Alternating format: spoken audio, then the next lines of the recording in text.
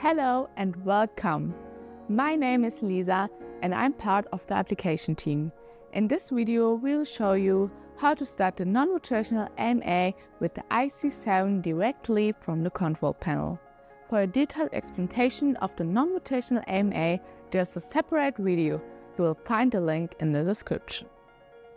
Click on the menu button, then go to Setup and Service, to the Guided Setup, Motor Setup, and press the right button to proceed. After that, enter nameplate data and press the right button.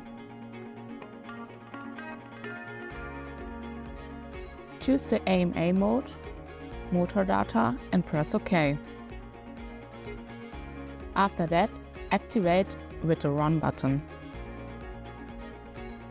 The AMA will be ready in a few seconds. After that, press OK for the successful AMA. For more details on parameter settings or application support, check out the iC7 application guides or leave us a comment below. Thanks for watching.